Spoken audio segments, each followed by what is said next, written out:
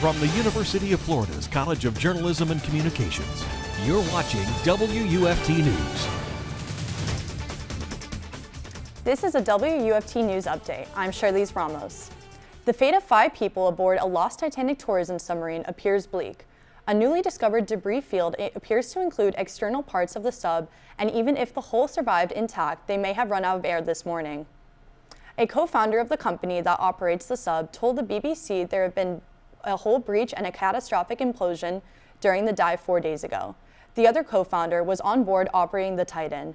The passengers for this trip were a business tycoon and his 19-year-old son, a veteran British explorer, and a famous retired diver from France.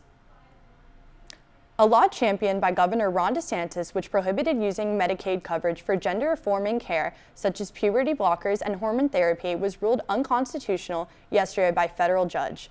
Same record, same findings and conclusions.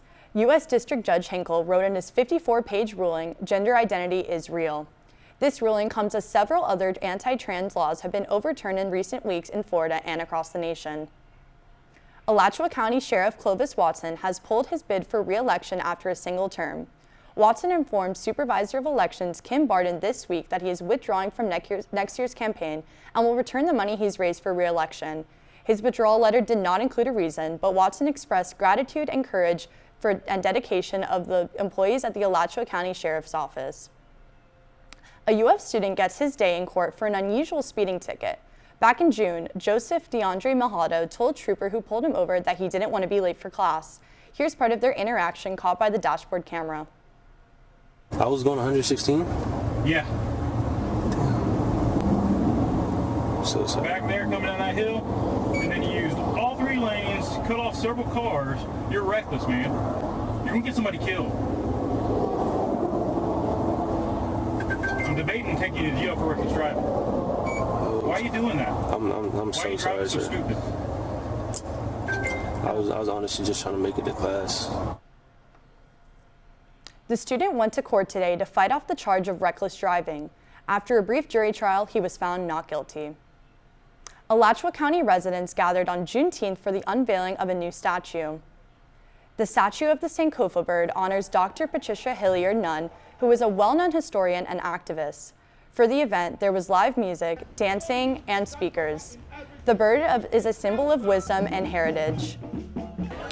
And knowing going into the project that it had a lot to do with Dr. Patricia Hilliard Nunn, who was very much loved here in the community, was very much a woman of substance who embraced the Sankofa bird. The statue is on the west side of the County Administration Building, where there used to be a statue of a Confederate soldier. Apart from our rainy weather lasting through Saturday, the big weather story is Tropical Storm Brett. It's close to hurricane strength, but the good news for everyone is the storm is not expected to get much stronger. Computer models predict Brett will continue moving west and never threaten Florida. It could eventually hit Central America as a rain event.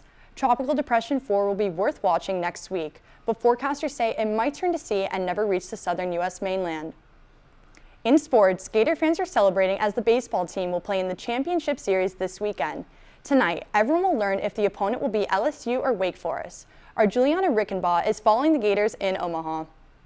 After the 3-2 win, Florida catcher B.T. Rideapel walked into the locker room and told the Gators, "We just played terrible baseball, but I don't care. We're going to the Natty."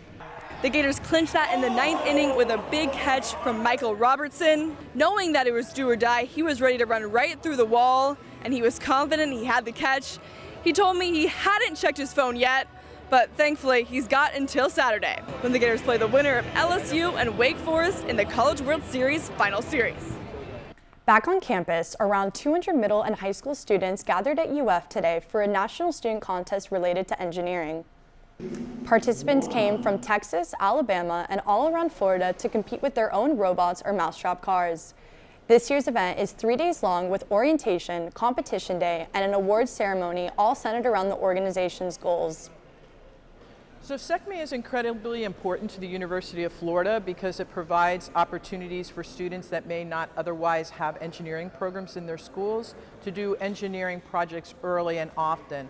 And so they can experience high-level engaging engineering projects in their schools, even though their schools may not have the resources.